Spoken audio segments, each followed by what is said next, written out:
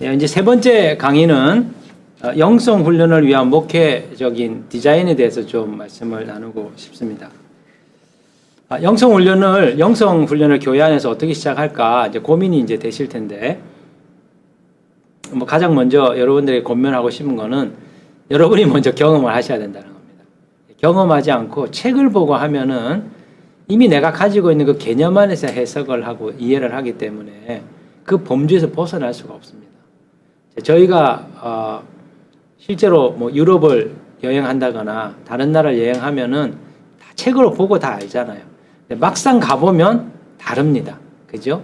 백문이 불여 일견이라고 내가 직접 몸으로 느끼고 감각적으로 경험하면 완전히 다른, 그래서 새롭게 어떻게 보면 리프레임이 되잖아요. 그런 점에서 영성훈련도 이론적으로 먼저 접하지 마시고 일주일짜리도 좋고 3일짜리도 좋고 어쨌든 이런 종류의 훈련할 수 있는 경험들을 많이 여러분들이 접하시는 게 필요할 거라고 생각합니다. 자, 그걸 전제로 해서 영성훈련을 교회 안에서 이제 시작하려고 한다면 어떻게 해야 될까?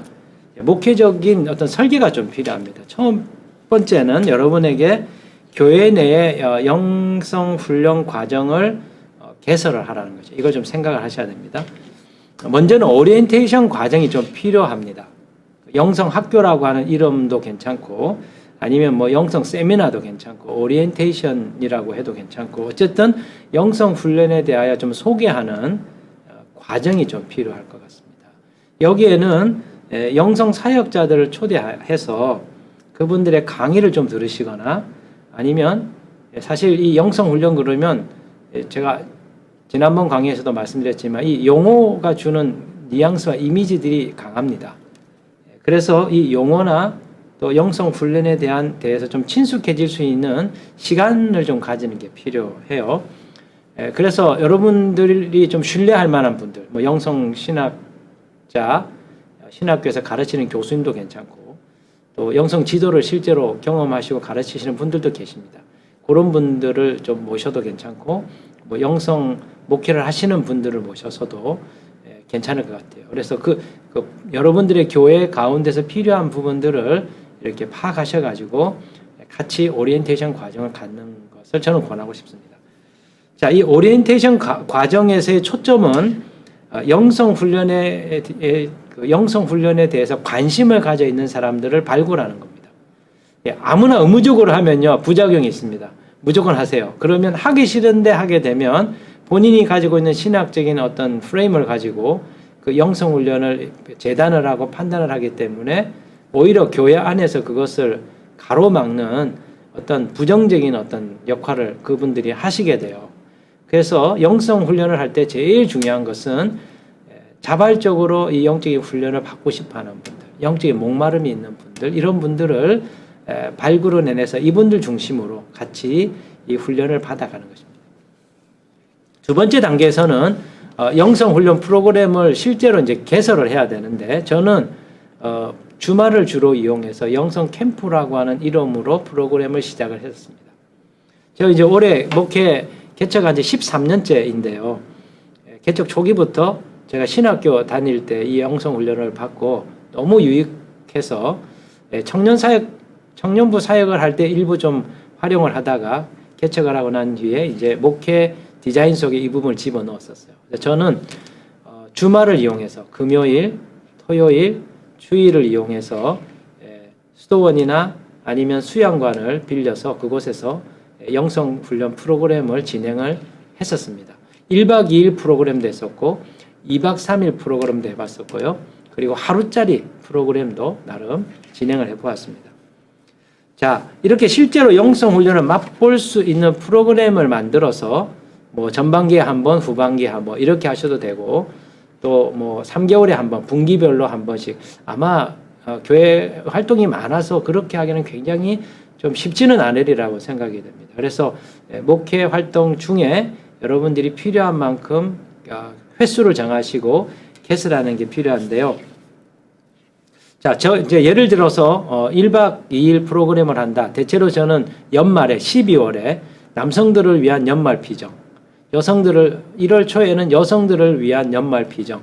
저희 교회는 그 젊은 부부들이 중심이 된 교회여서 그 육아에 이렇게 매여 있는 사람들이 굉장히 많더라고요.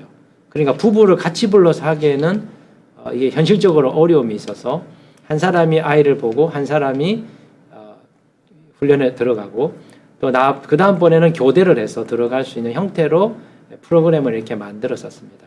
하루짜리 프로그램이나 1박 2일 프로그램을 할 때는 예를 들면 시편 기도, 그리고 성경 통독, 그리고 아침 저녁으로 향심 기도, 그리고 이제 관상적 기도를 필요로 한 경우에는 자기의 인생을 돌아보면서 묵상하는 시간들 1시간 20분짜리를 세 타임, 네 타임 이렇게 정해놓고 기도를 진행을 이렇게 합니다. 그리고 걷기 묵상이라고 해서 홀로 수양관 한적한 곳을 이렇게 홀로 걸으면서 1시간 동안 묵상할 수 있도록 하는 시간을 가지고 거기에 필요한 묵상 자료들은 제가 질문을 만들어서 아니면 영성훈련 핸드북에 나오는 내용들 중에서 필요한 부분들 취하여서 자료를 만든 뒤에 그것을 통해서 묵상을 하도록 이렇게 돕습니다. 그리고 두 사람이 한 사람 한 사람이 짝이 되어서 두 사람이 같이 걸으면서 지난날의 삶에 대해서 영성적인 삶에 대해서 함께 서로 질문하고 나누는 걷기 묵상, 2인조 걷기 묵상을 프로그램 안에 넣기도 합니다. 하루짜리든 1박 2일짜리든 다양한 방식으로 이 영성 훈련을 할 수 있는데 짧은 시간이기 때문에 깊이 들어가는 건 현실적으로 좀 어렵습니다. 그래서 목표는 분주한 현실 세계와 단절하고 고요한 마음의 세계로 들어가기 위한 전환의 시간으로서 하루 정도 이렇게 이제 보내곤 이렇게 하는데 할 수 있다면 대침묵까지는 아니어도 소침묵 정도는 하면서 고요함 속에서 하나님의 임재 가운데 들어가는 훈련들을 하는 게 필요합니다. 특별히 이제 연말에 피정을 할 경우에는 한 해를 돌아보는 기도의 시간을 한 타임, 그리고 새해를 준비하는 기도를 한 타임, 그리고 그것을 정리하고 또 공동체가 다 같이 함께 나눔으로써 새해를 준비하도록 하는 이런 형태의 피정도 제가 운영을 이렇게 했었습니다. 그래서 하루짜리, 1박 2일짜리 그렇게 저희가 좀 프로그램을 개발할 수 있을 것 같고 또 2박 3일 내지는 3박 4일 좀 깊이 기도하는 캠프는 소위 말하면 그 복음서 관상, 예수님의 그 스토리를 가지고 상상을 통해서 들어가서 기도하는 건데 이것은 영성 지도를 할 수 있는 사람이 있어야 되는 전제가 있습니다. 다행히 저희 교회 부목사님들은 신학교 다닐 때 영성 지도를 배운 분들이 몇 분 계셔서 저랑 같이 들어가서 한 사람이 3명에서 5명 정도 지도할 수 있는 그룹을 만듭니다. 영성 지도자가 3명이 있다 그러면 한 12명에서 최소 10명에서 15명 정도만 멤버를 데려갈 수 있는 것이죠. 그러니까 영성 지도를 할 수 있는 사람의 숫자에 맞추어서 들어가는 인원이 제한이 되게 되겠습니다. 관상기도 캠프는 복음 관상은 다른 건 아무것도 없습니다. 들어가서 간단한 오리엔테이션 이후에 그 복음서 본문을 주고 하루 5차례, 1시간 20분짜리 5차례 기도하고 그리고 개별 지도 받고 그 다음 또 5번 기도 들어가고 그리고 마지막 날에는 기도 후에 그 3일 동안의 기도를 정리한 것을 전체적으로 공동체와 나누고 짧게 예배드리고 돌아오는 과정을 갖습니다. 이때 저희가 짧은 성찬을 하기도 하고요. 그리고 저녁마다 짧은 체프를 가지기도 합니다. 이런 종류의 프로그램을 여러분들이 개설을 이렇게 좀 하셔서 해야 될 텐데 아마 본인들이 경험을 하시지 못했거나 이런 부분들을 잘 알지 못하면 프로그램을 개설하는 게 굉장히 어려우실 거라고 생각합니다. 그런 분들은 자체적으로 개설이 어렵기 때문에 외부의 사역자의 도움을 좀 받으시는 것이 필요한 것 같아요. 신뢰하고 믿을 수 있는 영성 지도자나 영성 프로그램을 운영해 줄 수 있는 사람을 초청해서 강사같이 초청을 해서 간단한 오리엔테이션 그리고 또 이렇게 영성 훈련을 위한 기본 과정들을 좀 지적으로 어떤 강의들을 통해서 정돈이 된 다음에 그리고 캠프를 개설을 해서 교인들을 초대하여서 그것을 맛을 보는 과정들을 갖는 게 필요합니다. 그래서 목사님들과 또 성도님들이 이것을 맛을 보는 과정들이 매년 몇 번씩 축적이 되면 이것이 교회 안에 정착이 되게 될 거고 더 바람직한 것은 여러분의 교회를 정기적으로 도와주실 수 있는 영성 지도자를 유급 직원으로 들이시거나 유급이 어려우면 그 프로그램 할 때마다 일정한 강사료, 영성 지도 비용을 드리고 그분이 계속해서 여러분의 교회에 영성 훈련 프로그램을 운영해 주시는 분으로 여러분들이 활용을 한다면 우리 목사님, 담임 목사님들께서 이것을 먼저 하지 못하더라도 일단은 진행이 가능하다. 단 여러분 목사님들께서 스스로 이 부분들을 해보시고 싶다면 이제 이 신학교에서 훈련 과정들이 있습니다. 영성 신학, 그 THM 과정들이 개설되어 있는 학교들이 있습니다. 장로의 신학대학교도 있고요, 또 횃불 트리니티 신학교도 있고요. 조금 교파적인 이 벽을 넘어야 되지만 서강대에서도 훈련 과정이 이렇게 있습니다. 그래서 여러분들이 그런 학위 과정들을 하시면서 좀 더 폭을 넓히신다면 영성 목회를 하는 데 있어서 훨씬 기반이 탄탄해질 거라고 생각하고, 그러나 학위 과정을 하지 않으시더라도 예를 들면 순천에 있는 예수의 영성센터가 있습니다. 또 수원에 예수의 말씀의 집이라고 하는 영성센터가 있습니다. 이런 곳에 가시면 초보자들은 열흘 피정을 이렇게 훈련 프로그램으로 개설해 놓은 부분이 1년에 서너 차례 정도 있습니다. 그리고 30일 피정, 하루에 1시간 20분짜리 기도를 5차례 하고 30일 피정, 수도사들이 반드시 거쳐야 되는 이 프로그램을 운영을 하고 있습니다. 비용이 좀 많이 들기는 하지만 여러분들이 정말 영성 훈련을 제대로 내가 경험해보고 싶다. 그러면 그곳에 신청을 하셔서 훈련을 받으신 후에 여러분들의 목회를 좀 정돈을 되돌아보시고 영성 훈련 프로그램을 진행하시는 것도 도움이 되리라 생각을 합니다. 또 영성 훈련을 하지 않더라도 목회자 개인의 내면의 그 쉼을 위해서 5일 피정이라든지 열흘 피정이라든지 여러분이 휴가를 받으셔가지고 야외를 가는, 여행을 가는 것보다 이 영성 순례를 하는 것도 굉장히 목회적으로 도약할 수 있는 그런 기회가 이렇게 될 겁니다. 하실 수만 있다면 우리 부목사님들에게도 이런 기회들을 좀 제공해 주면 좋겠는데, 제가 몇 년 동안 우리 여러 목사님들과 신학교 교수님들과 개신교 안에 우리가 좀 한국교회를 섬길 수 있는 영성센터를 만들자 하고 법인을 이렇게 구성을 해서 준비를 해왔었습니다.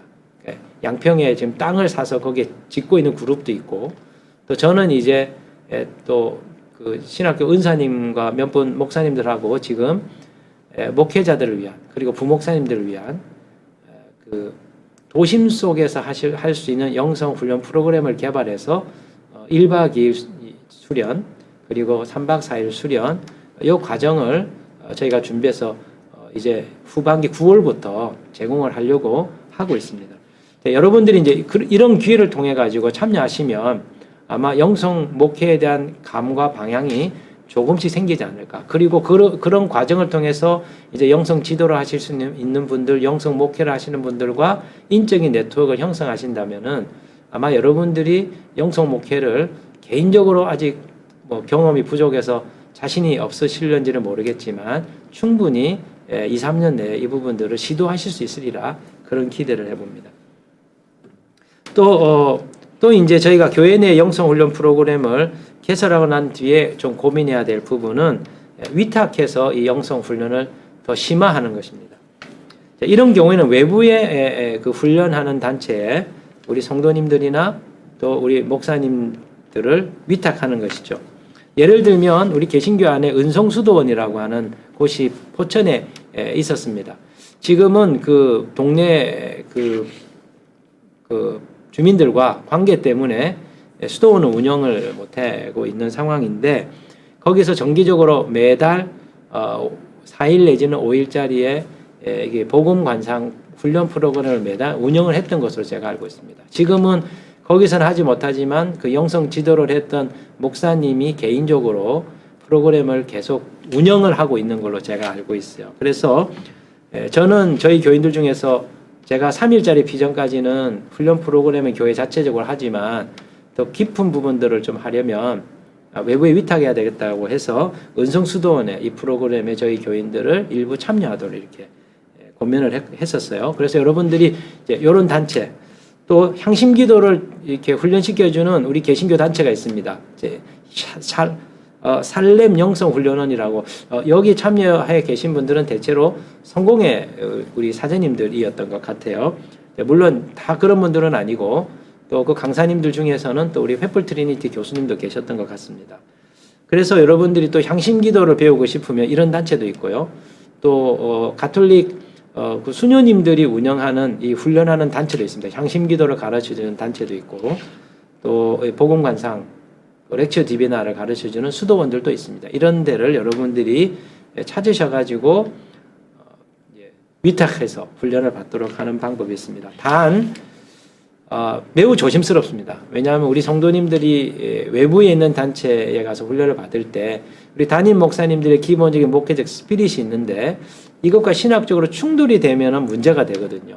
그런 부분에서도 목사님들께서 보낼 만한 단체인지 아닌지, 그래서 여러분들이 그런 부분들은 좀 검증을 하셔야 되고, 보낼 때 꼭 성도님들이나 참여하는 우리 목사님들에게 만약에 이 부분이 충돌이 된다면 언제든지 교회 권위와 질서에 따를 것을 전제하고 훈련에 참여할 수 있다. 이렇게 교회 안에 좀 목회적 질서를 만드는 것이 굉장히 중요하다고 생각합니다. 그래서 외부에 위탁을 할 경우에도 외부 단체에 가기보다는 제가 새롭게 좀 생각하는 것은 믿을 만한 영성 지도자를 우리 교회 내에서 프로그램을 맡아서 진행해 줄 수 있는 분으로 위촉하는 것이죠. 제가 아는 교회 중에 방배동 교회가 있습니다. 방배동인지 방배교인지 모르겠는데요. 그 교회는 목사님이 직접 하시지는 않는데 그 사모님, 은퇴하신 사모님, 담임 목사님이 은퇴하신 교회 사모님이 오랜 기간 동안에 이 영성 훈련을 그 교회 안에서 담당을 하셨어요. 그리고 신학교 훈련 프로그램에도 영성 지도자로 참여하신 분입니다. 그래서 이분을 본인 교회 영성 훈련 책임자로 임명을 해서 정기적으로 10주짜리의 기도 훈련을 하고, 그리고 매주 이 관상적인 기도를 같이 하고 교인들이 모여서 그리고 지도를 받는 형태로 운영을 하고 있더라고요. 굉장히 저는 그 바람직한 모델처럼 보여졌습니다. 목회를 잘 하시는 사모님이기 때문에 교회 목회를 잘 세우고 도와주는 방향으로 가시면서 성도들과 또 목회자들의 깊은 영성적인 경험과 체험을 도와주는 모델이었기 때문에 이 방법도 괜찮겠다. 다만 교회가 재정적인 여력이 좀 있어야 될 것 같고, 그런 부분이 좀 어려운 면이 있다면 우리 목사님들이 계속 훈련을 받으시고, 그리고 부목회자들이 영성훈련을 할 수 있는 사람들이 있다면 이런 분들과 동역을 해서 교회 안에 프로그램을 운영하는 것이 어떨까 하는 생각들을 해봅니다. 영성훈련가와 협력하여서 교회 내에 장기훈련 프로그램을 마련하시려고 하실 때 좀 참고하실 만한 호남신학교에 계시는 영성신학 하시는 교수님이 계십니다. 또 횃불 트리니티에도 영성신학을 전공하셨고 영성 지도를 하시는 교수님이 계십니다. 개인적 이름을 제가 말씀드리기는 좀 그렇고, 또 신학교 우리 장로의 신학대학교에서 영성신학 하시고 이제 은퇴하시고 지금 목회를 하고 계시는 어떻게 보면 우리 개신교 안에서 최초의 영성 사역의 문을 여신 분이라고 할 수 있는데 그런 분들도 계십니다. 그래서 여러분들이 이런 분들을 잘 활용하셔서 도움을 받는다면 교회 안의 영성 목회를 세워가는 일에 여러분들이 유익함을 얻을 수 있지 않을까 하는 생각들을 해봅니다. 자, 이렇게 이제 교회 내 훈련 프로그램 그리고 교회 밖의 위탁 프로그램을 우리가 목회 디자인 안에 담아냈는데요. 또 한 가지 중요한 것은 이렇게 학교를 운영하거나 프로그램을 운영하고 위탁 프로그램에 우리 성도님들이나 목회자들이 참여하는 것이 유익하고 좋지만 또 한편으로는 한계가 있습니다. 제 개인적인 경험으로 보면은 거기 가서 굉장히 좋은 경험을 하고 돌아왔는데 그 다음에 어떻게 지속해야 될지가 난감했었습니다. 일주일 동안 들어가서 그냥 밥만 먹고 기도만 하는 게 너무 행복하고 좋았지만 막상 삶의 현실로 돌아왔을 때 그것을 계속 한다는 게 매우 현실적으로 어려웠었습니다. 그러니까 이 영성훈련 프로그램의 한계가 뭐냐면 이례적 경험으로 끝나버린다는 거예요. 지속적으로 누군가가 지도해 주지 않는다면, 그리고 교회 자체가 영성적인 훈련을 계속 할 수 있는 목회적 환경이 되지 못한다면 그냥 좋았어요 하고 끝나버린다는 것이죠. 그래서 제가 생각하건대 영성적인 삶이 지속되기 위하여서는 목회적 뒷받침이 필요해요. 그래서 우리 목회의 디자인을 영성 훈련이 가능한 형태로 바꾸어 줘야 된다는 겁니다. 교회의 목회적 구조 자체가 지금은 설교, 그리고 교회 봉사, 내지는 전도, 그리고 훈련, 성도의 교제 이런 형태로 다 세팅이 되어 있습니다. 그런데 이 안에, 이 구조 안에서 영성 훈련이 자연스럽게 일어날 수 있는 어떤 종류의 구조를 만들어줘야 된다는 것이죠. 그걸 저는 목회적 디자인이다. 영성 훈련을 위한 목회 디자인이라고 표현을 지금 한 겁니다. 자, 이런 영성적인 목회 디자인의 아이디어는 구약에서부터 시작이 돼요. 자, 하나님이 모세를 통해서 이스라엘 백성들에게 율법을 주죠. 약속의 땅을 정복하고 그들이 그 땅에서 하나님 나라 백성의 삶을 살아야 했었습니다. 그런데 그들이 하나님 나라 백성의 삶을 살기 위해서는 12지파로 다 쪼개져 있기 때문에 이 하나님 나라 백성의 이 정신을 공유하면서 한 공동체로 살아가는데 어려움이 있을 수밖에 없었죠. 그래서 하나님이 구약 이스라엘 공동체를 하나로 엮어내는 목회적 장치를 모세를 통해서 이스라엘 백성들에게 줍니다. 대표적인 게 이런 겁니다. 이스라엘 백성들, 특별히 이제 레위 지파와 레위인과 구약의 성전을 섬기는 제사장들은 아침 저녁으로 번제를 드려야 했습니다. 아침 저녁 상번제, 일상에서 드리는 번제, 제사를 드려야 했습니다. 오늘날로 치면 아침 저녁으로 경건회를 하는 거죠. 새벽 경건회, 새벽 기도회, 그리고 저녁에는 개인 성경 읽기와 기도, 큐티인 거죠. 이게 목회적 디자인이었습니다.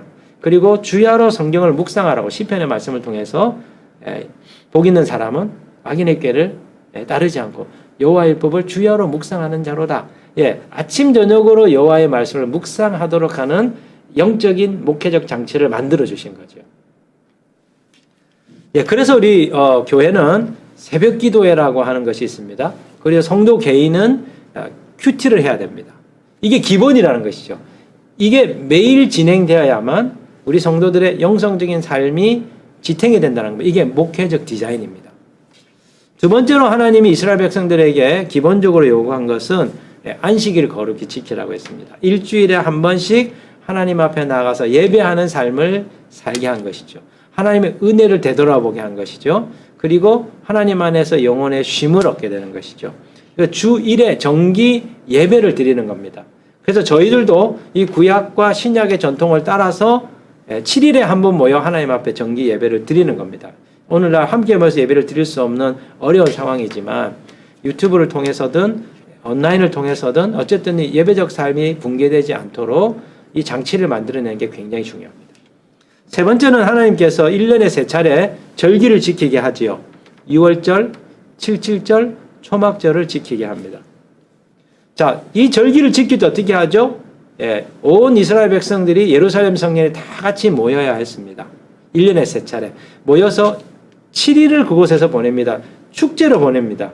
그 축일을 보내면서 마음껏 먹고 마시며 하나님 안에서의 그 즐거움을 누립니다. 구원의 기쁨을 누립니다. 언약 백성의 즐거움을 누립니다. 그리고 레위 지파를 통해서 율법의 말씀을 배웁니다. 그리고 아침 저녁으로 드리는 이 제사를 통해서 하나님 앞에 드리는 제사를 통해서 예전을 통해서 그 전례를 통해서 그들이 하나님의 그 임재를 경험하는 겁니다. 오늘날로 치면 수련회 가는 거죠. 그런데 1년에 수련회 한 번이 아닙니다. 7일짜리, 일주일짜리 수련회는 1년에 3번 하겠습니다. 왜요? 이걸 통해서 말씀을 배우고 이걸 통해서 한 공동체가 함께 예배드리면서 그들이 하나의 스피릿 안에서 하나님 임재를 경험하면서 우리가 이 세상 속에서 왜 존재하는지, 이 세상 속에서 어떻게 살아야 되는지, 그리고 열방을 구원하기 위하여 우리가 제사장 나라로서 어떤 일을 해야 되는지를 그들이 그것에 있어서 이렇게 의식화하는 과정을 그들이 경험하게 됐다는 것이죠. 이런 점에서 오늘날 우리 교회들이 취약한 부분 이런 부분들입니다. 흩어져서 이제 성도들이 살 수밖에 없습니다. 자주 모일 수 없습니다. 매일 새벽 기도, 매일 큐티, 그리고 일주일에 한 번 예배. 그 외에는 모일 수가 없습니다. 그래서 우리가 목회적 디자인에서 한번 고민해야 돼요. 구약에 나오는 이 절기 때마다 모이는 이 같은 형태를 어떻게 우리는 집중적으로 해낼 것인가. 미국의 특정한 교회, 또 한국의 특정한 교회는 이거 컨퍼런스라고 하는 리더십 컨퍼런스라든지 아니면 그 영적인 컨퍼런스라든지 3일짜리, 4일짜리 이런 컨퍼런스들을 아침부터 저녁까지 종일 강사들을 통해서 말씀을 듣고 하는 형태, 이런 것들을 수용해서 프로그램화하는 교회들을 제가 봤습니다. 굉장히 전 좋다고 생각해요. 그래서 우리가 정기적으로 그 연휴들이 붙어 있는 이 기간을 잘 활용해서 이런 수련회들을 하는 게 필요하다 저는 봅니다. 그래서 저는 연휴 주일 다음 날이 공휴일인 경우 이럴 때는 금요일부터 금, 토, 일, 월 3박 4일 이렇게 온 교회가 한 수련회장으로 들어가서 그곳에서 예배드리는 이런 어떤 프로그램들을 주말 집중 프로그램들을 전반기 후반기에 만들고 그리고 이제 영성 훈련 캠프 이런 것들을 만들어서 집중적인 훈련을 저는 지금까지 해 왔었습니다. 그래서 이런 목회적인 디자인을 구조화하는 게 영성적인 삶을 살아가도록 하는데 굉장히 중요하지 않을까 생각이 돼요. 그 다음에 또 하나님이 이스라엘 백성들에게 주셨던 중요한 목회적인 장치는 쉐마 교육이었습니다. 이 쉐마 교육을 그냥 여호와의 말씀을 암송하고 묵상했다 이 의미가 아니고 가정에서 아비가 자녀들을 이 말씀을 묵상하게 하고 외우게 하고 이걸 가르치고 이것을 강론했다는 것이죠. 무엇을 의미하냐? 가정 소그룹이 신앙 공동체의 기본이 됐다는 겁니다. 자, 이것은 신약에 와서 가정교회로 이것이 응용이 된 거죠. 구약에서는 진짜 가정이 그 소그룹 공동체였다면 신약에서는 믿는 자들끼리 형성한 소그룹 공동체가 신앙의 근본을 이루는 공동체, 소 공동체였던 것이죠. 근데 코로나 이후의 시대는 제가 볼 때 아마도 대면하는 것들이 많이 줄어들 거라고 생각합니다.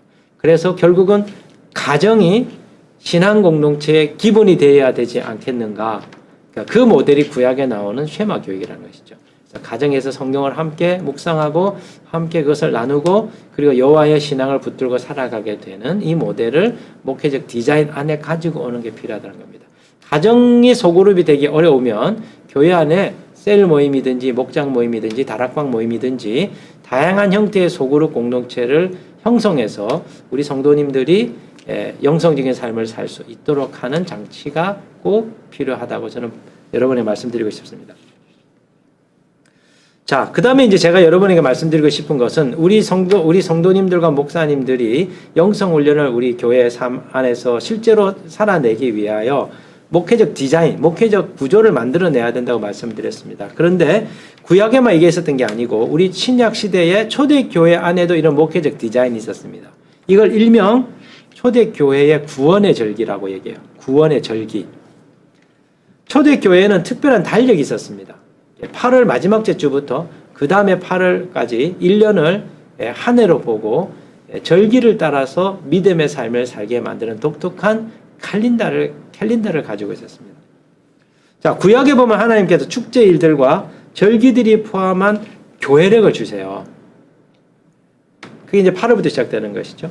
그런데 이 교회력을 준 이 구약에 주신 6월절이라든지 77절이라든지 초막절이라든지 이 절기들을 기점으로 해서 이스라엘의 1년의 삶이 진행이 됩니다. 그것은 이스라엘의 토양과 관련돼 있기도 하죠. 기후와 환경과 관련된 부분들이기도 하죠.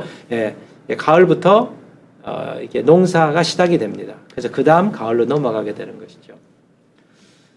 이 달력을 주신 하나님의 의도와 계획이 뭐냐면 단순히 절기를 지키라, 기념하라고 하는 의미가 아니고 이스라엘 백성들의 삶 가운데서 하나님이 그들과 교제하고 하나님의 뜻을 즐기면서 매일매일 그리고 한 해 한 해 주님이 인도하시는 삶을 살기를 원하셨기 때문이에요.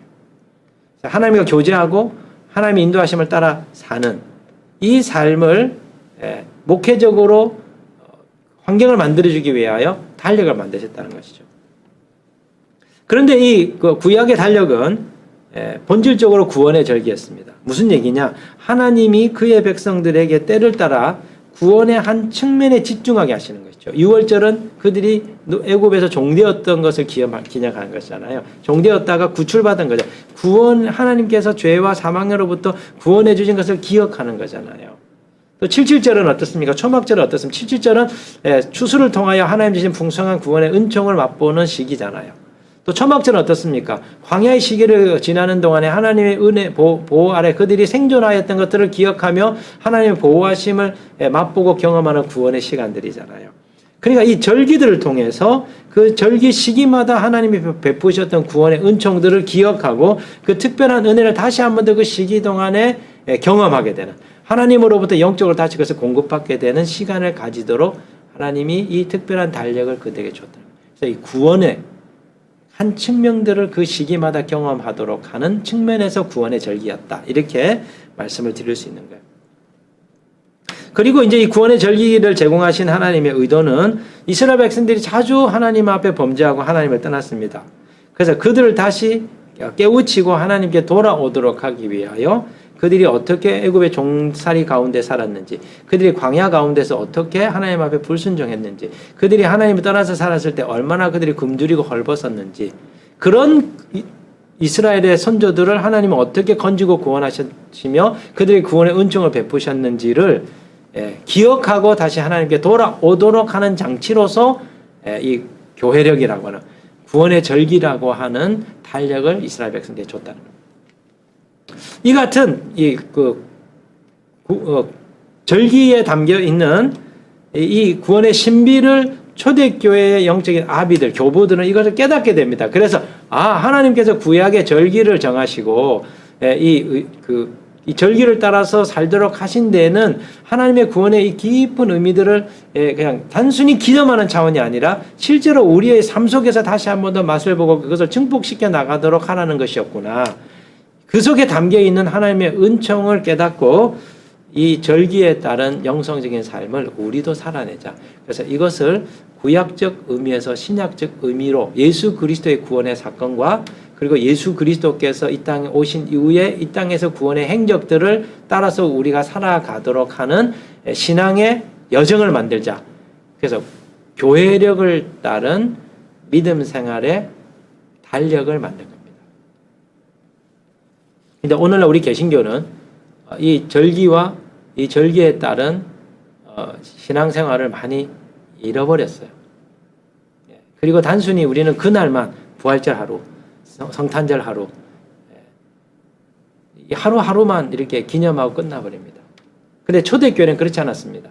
40일 동안, 사순절 40일 동안, 성탄절 앞뒤로 40일 동안, 성령 강림절 7주 동안, 그 기간 동안에 그 성령의 임재를 통하여 주어지는 오순절의 그 은혜, 사순절의 은혜, 부활의 절기에 주는 은혜들, 이런 은혜들을 실제로 다시 한 번 더 경험하고 맛보면서 내면의 풍성함을 갖는 시간으로 초대교회 성도들은 가졌다는 것이죠.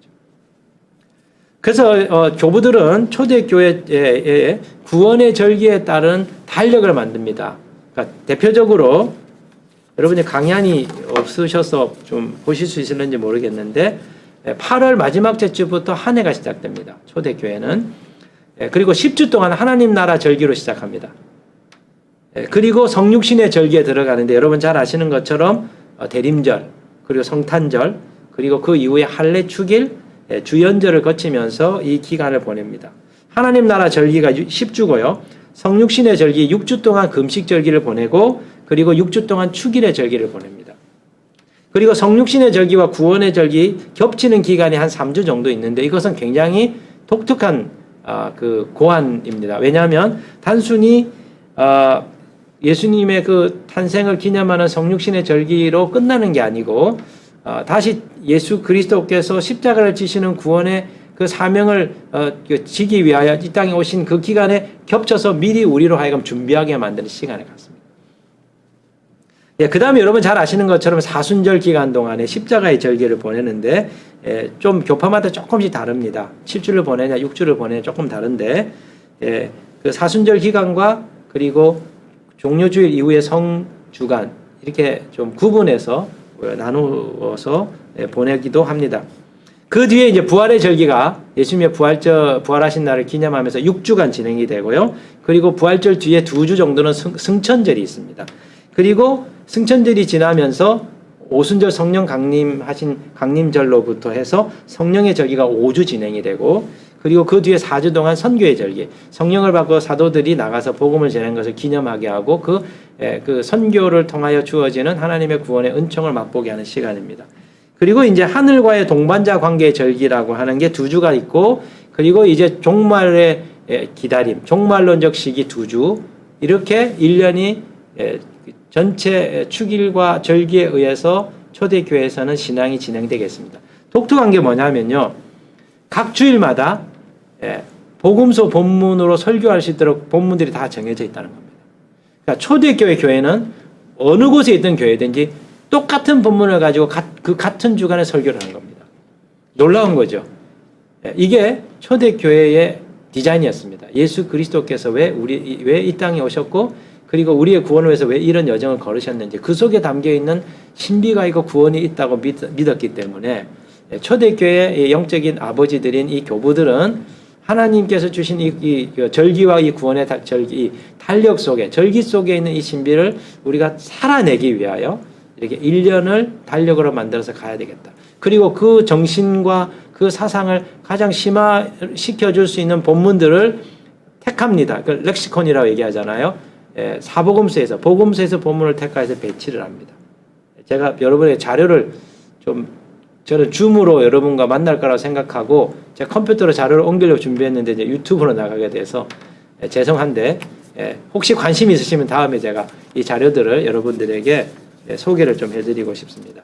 자, 이 기간 동안에 성도들은 이 구원의 절기를 따라서 사는데, 목회자들은 그 주간마다 던지는 그 주제들이 있었습니다. 하나님 나라 절기 첫째 주 본문은 어떤 내용을 다루고 있고, 둘째 주 본문은 어떻게 다루고 있고, 쭉 1년 동안에 그리스도인이 살아야 될 삶에 균형 잡혀 있는 주제들을 매년 동일하게 반복해서 가르쳤습니다. 그리고 이게 매년 반복됨으로써 신앙의 수준이 자라가게 되었다는 것이죠. 자, 매주 목회자들은 똑같은 본문을 가지고 메시지를 전합니다. 다만 목회자들이 그 같은 본문을 묵상하지만 메시지의 초점은 다르겠죠. 자기가 목양하는 교회 상황과 성도들의 상황에 따라서 어느 정도 초점은 다를 거라고 생각합니다. 그러나 큰 맥락 속에서 예수 그리스도께서 이 땅에 오셔서 우리에게 주시는 구원의 그 여정을 모든 교인들이 걸어갈 수 있도록 우리 목회자들이, 초대교회의 목회자들이 안내를 했다는 것이죠. 그리고 주중에 성도들은 기본적으로 성경 읽기, 그리고 기도, 그리고 금식이 요구되는 절기에는 금식을 이렇게 수행을 했었습니다. 그러니까 목회적으로 볼 때는 개인적으로 성도들은 개인적으로 성경 읽기가 있었고, 그리고 기도하는 게 있었습니다. 초보자들은 시편 기도, 그리고 중급자들은 말씀 기도, 그리고 이제 영적인 아비들은 수건을 벗은 기도, 이런 형태로 기도를 했었습니다. 분량도 초보자들은 분량이 좀 작았습니다. 그러나 영적인 아비들은 절기 동안에 신약을 다 읽거나 아니면 성경 전체를 다 읽기도 합니다. 금식도 아까 말씀드린 것처럼 금식도 필요한 기간 동안에 금식을 아주 철저하게 했습니다. 40일, 대사순절, 그리고 성령의 금식절기. 성령의 금식절기가 지난주로 끝났습니다. 제가 지난주까지 금식을 이렇게 했는데요. 좀 긴 기간이지만은 그 기간 동안에 이게 주는 여러 가지 어떤 유익이나 훈련들이 있기 때문에 초대교회는 이 방식을 잘 채택해서 살았다는 것이죠. 자, 제가 여러분에게 이제 이 초대교회 구원의 절기에 대해서 말씀을 드렸는데, 이것을 우리가 목회적으로 좀 응용을 해보자는 겁니다. 자, 기존에 우리의 목회 장치들이 이미 있습니다. 자, 우리는 새벽 기도, 그리고 성도들은 개인적으로 큐티하는 거, 그리고 금요 기도회, 그리고 수요 예배, 그리고 이제 주일 예배, 이렇게 나름대로 장치들이 있습니다. 그리고 교회 안에 소그룹이 또 있고요. 또 필요하다면 여러분들이 또 활용하고 계시는 제자훈련 프로그램도 있지 않습니까? 자, 이 기본적으로 목회적인 장치들이 이미 구축되어져 있습니다. 이걸 잘 활용하자는 것이죠. 자, 예배에서는 구원의 절기에 따른 그 주제들을 다루어주는 설교가 필요한 것 같아요. 그래서 여러분들이 주제를 정하셔도 됩니다. 하나님 나라에 대해서, 복음에 대해서, 그리스도인의 삶에 대해서, 성령의 은총에 대해서, 부활의 의미에 대해서, 또 제사장적 삶에 대해서, 종말을 사는 성도의 삶에 대해서 다양한 종류의 그 주제들이 있을 거라고 생각합니다. 이런 부분들을 초대교회의 주제를 가지고 다룬다면 굉장히 성도들이 균형 잡혀 있는 인식과 시각을 가지고 살 수 있지 않을까. 그래서 예배의 영성적인 삶을 위한 구조가 형성되도록 메시지도 매주 그냥 이렇게 메시지를 보내는 게 아니라 우리 성도들이 균형 잡힌 메시지를 들을 수 있도록 하기 위해서 어떻게 내가 장치를 마련할 것인가. 설교에 대한 구성도 큰 구성을 좀 가지는 것이 필요한 것 같아요.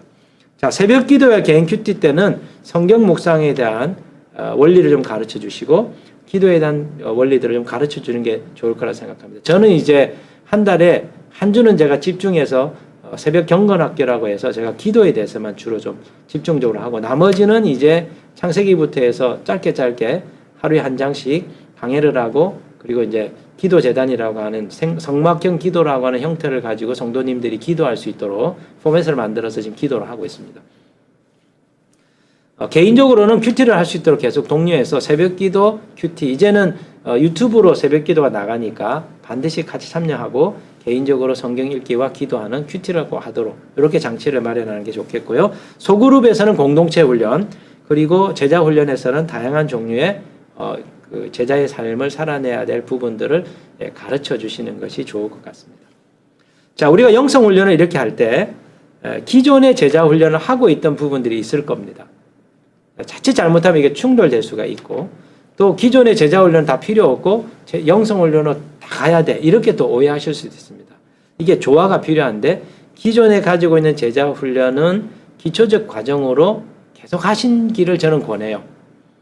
믿은 지 얼마 안 되시는 분들 초보자 그리고 믿었는데 헌신되지 못한 교회만 오고 가시는 분들 그리고 헌신된 성도들 그리고 다른 사람을 섬기고 돕는 리더들 그리고 이제 부목회자들 이렇게 한 5부류가 교회 안에 있을 수 있다고 생각이 됩니다. 그래서 기존의 제자 훈련들을 버리지 마시고 기존의 제자 훈련들은 신앙이 어린 사람들을 세워가는 과정으로서 활용을 하시고 그리고 이제 그동안 많이 배웠는데 더 이상 새로운 것이 없는 분들 그리고 더 깊은 차원으로 가기를 원하는 분들 그리고 영성적인 이런 사역에 좀 관심이 있고 은사 있고 부르심이 있는 분들 이런 분들 중심으로 해서 영성훈련 프로그램을 만들고 그리고 기본은 맛을 보고 더 깊은 것을 하실 분들은 영성 지도를 할 수 있는 과정으로까지 가실 수 있도록 그렇게 목회적 장치를 마련하시면 좋을 것 같아요.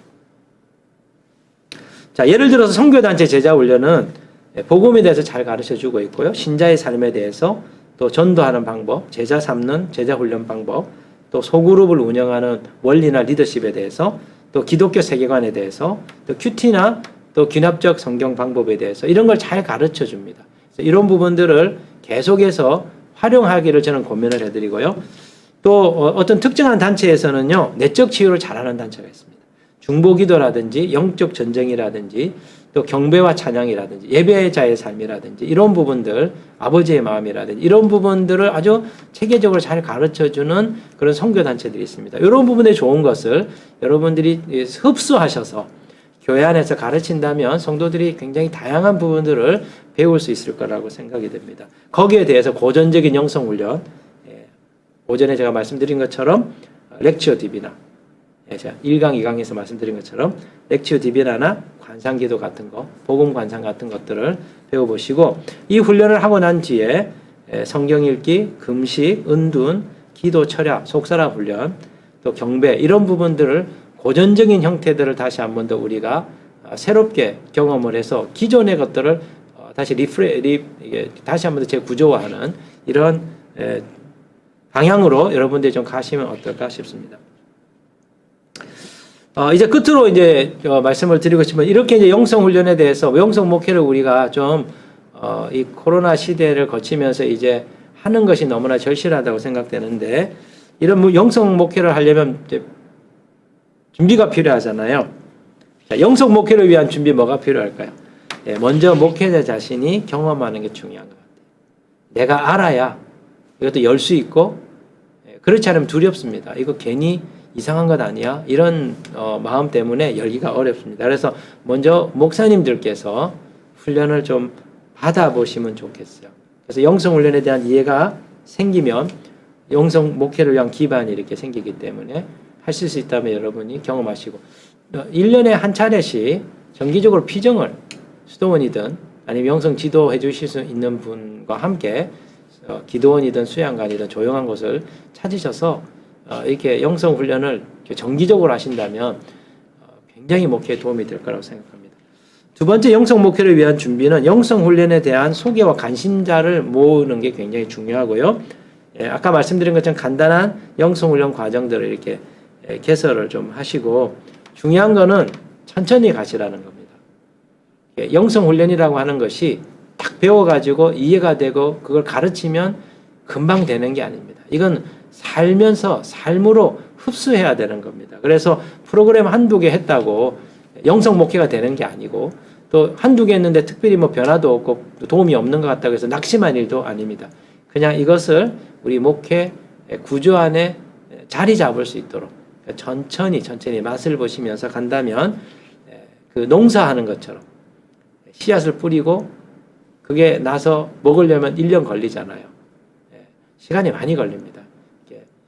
영혼의 생명나무들인데 우리가 생명을 가진 나무들인데 이게 생명의 씨앗을 예수님으로부터 받기만 했지 이게 아직 자라지 않았거든요.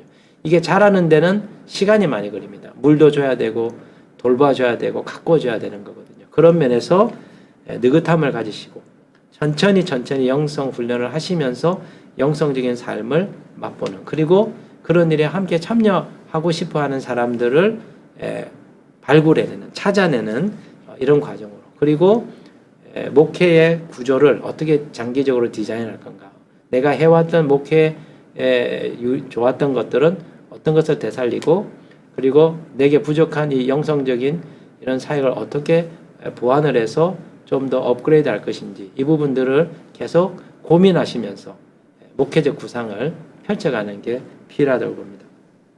이렇게 여러분들이 영성 훈련을 이렇게 하시면 목회적 유익이 있습니다. 첫 번째는 목사님들 자신이 깊은 하나님 체험을 하게 돼요. 그 이전까지는 이론적이었고 피상적이었던 하나님에 대한 경험이 있기는 했죠. 그렇지만 이것이 매일매일 있는 경험이 아니고 굉장히 시간이 오랜 기간 왕년에 경험했던 하나님 그런 하나님이 아니고 나와 함께 계시면서 늘 일상으로 대면할 수 있는 하나님으로 이게 느껴지고 그 실제를 알게 됩니다. 두 번째는 우리의 가르침이 우리의 설교가 매우 건조하고 피상적인 가르침에서 내면의 풍성함에서부터 흘러나오는 생명력 있는 메시지로 바뀌게 됩니다. 다릅니다. 책 보고 나오는 설교하고 여기저기 논문 읽어서 나오는 설교하고 머리에서 나오는 설교하고 우리 영 깊은 곳에서 나오는 설교 다릅니다. 본인이 먼저 느껴져요. 우리 목회를 오래 하신 우리 목사님들 한계가 뭐죠? 했던 설교 또 하는 것 같고 했던 설교 또 하는 것 같잖아요. 그래서 유학 가고 싶고 뭔가 또 새로운 걸 자꾸 배우고 싶은 마음이 있잖아요. 그런데 배우는 건 끝이 없는데 배워도 결국 드라이한 왜 그럴까? 생수의 강이 터져나야 되는데 우리 영혼 안에는 이 생수의 강이 터져나야 되는데 그게 지금 막혀 있기 때문인 것이죠. 더 많이 배워야 되기 때문이 아닙니다. 더 많이 배워야 되는 게 아닙니다. 목사님들 정도면 충분히 배웠습니다. 요즘 뭐 유튜브로 얼마나 많은 설교들, 얼마나 많은 강의들 쏟아집니까? 지금 제가 여러분에게 강의하지만 사실 이게 중요한 게 아닙니다. 이거는 여러분에게 자극을 주는 거죠. 이 자극을 통해서 여러분이 실제로 영성 훈련을 받으셔가지고 하나님을 경험하고 영성적 삶을 살아내는 게 중요한 겁니다. 자료가 중요한 게 아닙니다. 여러분이 실제로 그걸 하시는 거죠. 경험하는 것이죠. 그러면 여러분의 설교와 메시지가 달라지게 될 거예요. 세 번째는요. 영성 사역을 하게 되면 내 힘으로 쥐어짜는 목회가 아니라 은혜의 힘에 의해서 하는 사역을 바뀌게 됩니다. 이 안에 생수가 나오기 때문에요. 힘을 많이 들이지 않아도 사역에 힘이 있습니다. 그 열매가 나타납니다. 네 번째는요. 사람들의 내면에 대한 관심과 이해가 생기게 되고요. 내면에서 움직여지는 영의 흐름에 대한 감각이 생깁니다. 소위 말하면 영적이 됩니다. 영적인 감각이 생깁니다. 그래서 사람의 마음을 많이 이해하고 헤아려주고 공감해 줄 수 있는 게 이게 자라게 됩니다. 오늘 우리 시대가 요구하는 게 그거잖아요. 공감을 원하지 않습니까? 우리가 이 영성적 경험을 하게 되면 사람들의 마음에서 일어나고 있는 고통 그리고 그 마음 해결되지 않는 문제들로 인해서 그들이 어떤 어려움을 겪고 있고 어떤 한계에 부딪혀 있고 어떤 것을 갈망하는지 우리가 기도 안에서 벽에 부딪히면서 그리고 그것에서부터 탈출을 찾으면서 충분히 그분들을 공감하고 이해할 수 있는 우리가 성도들의 그 삶을 다 같이 살아내지는 못하지만은 근데 이 영성적 경험을 통해서 그들을 충분히 공감해낼 수 있는 사역자들로 변화된다는 것이죠. 다섯 번째는 성경의 지식을 전달하는 목회에서 지적인 목회에서 사람들을 영적으로 변화되게 하는 사역으로 바뀌게 됩니다. 영적인 사역이 가능해집니다. 은사 받는 것 말고요. 은사를 받으면 좋기는 합니다. 은사를 받을 때 성령의 은사를 받으면 유익함이 있습니다. 그러나 그게 안 되는 분들도 있잖아요. 그래서 나는 영적이지 못해. 이런 어떤 열등감을 가질 수 있는데 그렇게 초자연적인 은사를 받지 않고도 영적인 사역이 가능해지는 게 영성 훈련입니다. 이걸 받으시면 그런 유익이 있어요. 또 마지막으로는 목회 사역에 지친 우리 목사님들 자신에게 영혼의 깊은 안식이 찾아오게 됩니다. 그래서 영적으로 지쳐있는, 지금 몸이 지친 게 아닙니다. 마음이 지친 거거든요. 해도 해도 끝이 없는, 해도 해도 안 되는, 목회를 하면 할수록 여러분 아마 느끼게 될 거예요. 해도 해도 한계에 부딪히는, 이것저것 다 배운 거 다 배웠는데 안 돼. 제가 그런 한계에 부딪혔었습니다. 저도 설교도 잘하고 강의도 잘하고 뭐 사역도 잘한다고 이렇게 선교단체에 있을 때 그런 얘기 들었는데 내가 알고 있던 거 모든 거 다 사용해서 목회했는데 한계에 부딪히더라고요. 2, 3년 동안 그 슬럼프에서 벗어나지를 못했었습니다.